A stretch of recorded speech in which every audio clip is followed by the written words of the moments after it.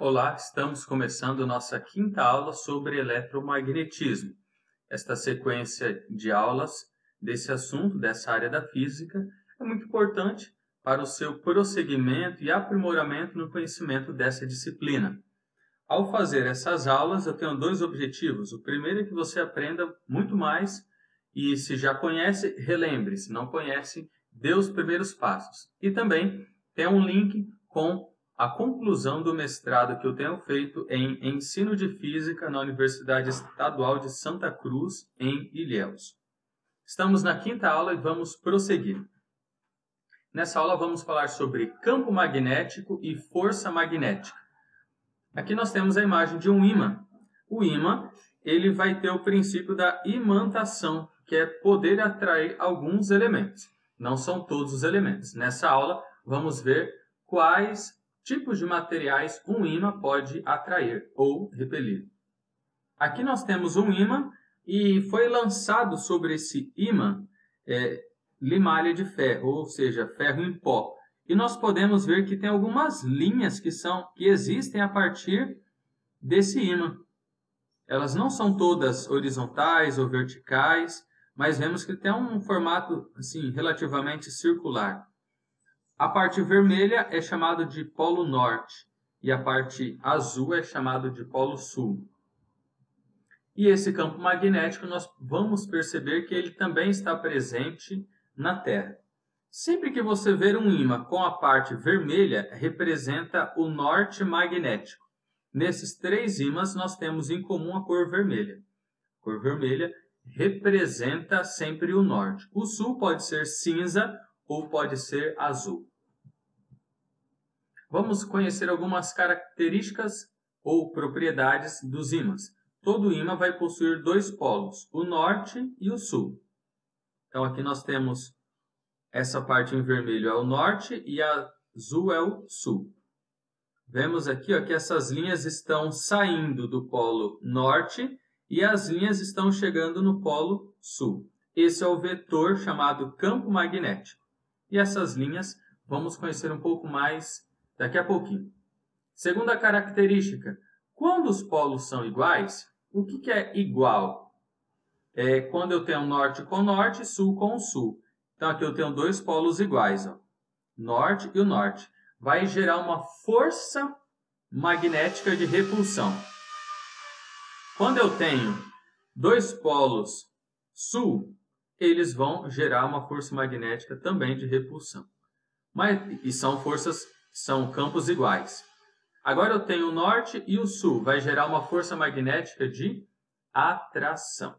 Então polos iguais se repelem, polos contrários se atraem. Nessa imagem nós vamos conseguir compreender três coisas. O campo magnético ele pode acontecer por meio da distância.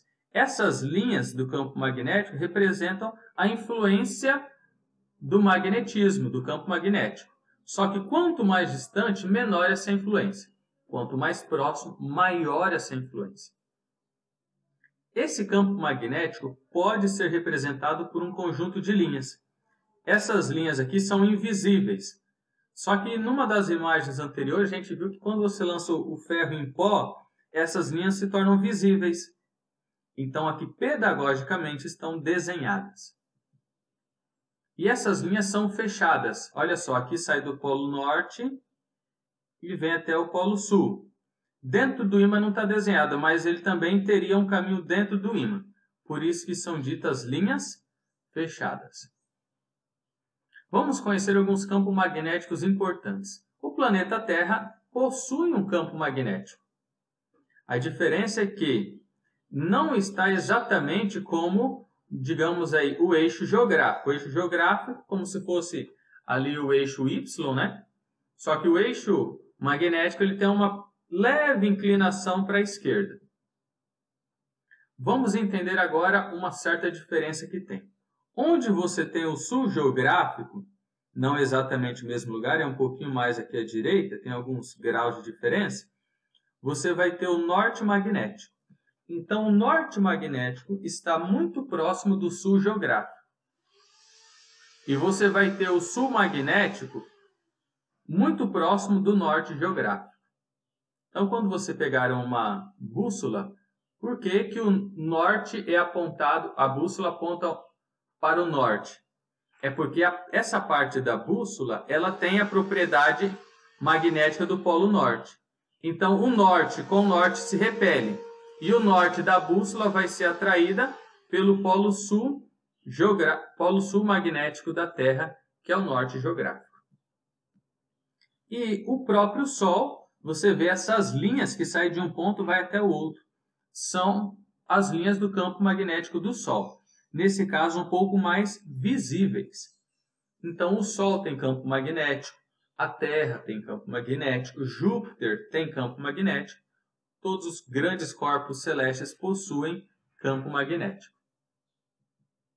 Vamos entender agora a classificação dos materiais. Quem é que pode atrair e repelir e quem não pode?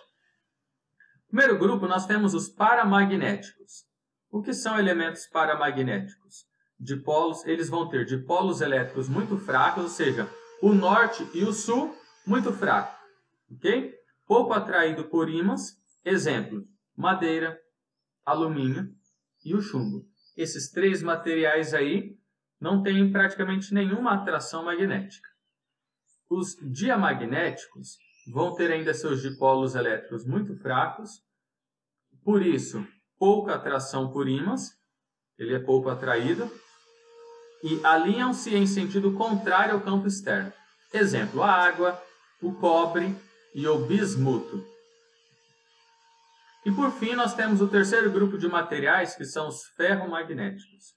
Os elementos ferromagnéticos possuem permeabilidade magnética muito elevada, dipolos elétricos muito fortes e fortemente atraído por ímãs. Exemplos, vamos ter os ferros, o níquel e vamos ter também o cobalto. Então, o ferro, o níquel e o cobalto são elementos que possuem a propriedade de alta permeabilidade magnética, por isso vai ter uma forte atração por ímãs. O níquel é um dos elementos presentes nas moedas. Não que uma moeda só possua níquel, mas possui níquel. Claro que eles vão fazer ali uma mistura para baixar o custo, mas o níquel está presente. Assim como no cobalto também tem a propriedade de atração e no ferro. Essas são as características do campo magnético dos materiais que possuem ou não. Agora vamos conhecer um pouquinho sobre força magnética. Então, quando você tiver polos contrários, vai surgir uma força de atração. Polos iguais, vai surgir uma força de repulsão. Isso pode ser dado pela regra da mão direita. Esse F representa a força magnética. O B representa o campo magnético. E o V, o vetor velocidade. Força sobre uma carga elétrica em movimento em um campo magnético. Aqui eu tenho uma superfície. Essa superfície é chamada de superfície alfa, como se fosse esse tapete amarelo aqui, ok? Tudo isso aqui é uma superfície alfa, é um plano. Nesse plano eu tenho a velocidade e eu tenho o campo magnético. O campo magnético e a velocidade estão no mesmo plano. Entre o campo magnético e a velocidade eu tenho um ângulo θ. Aqui eu tenho uma carga positiva. E perpendicularmente a esse plano, eu tenho a força magnética. Então, aqui eu vou ter força magnética, campo magnético e o vetor velocidade. Como entender?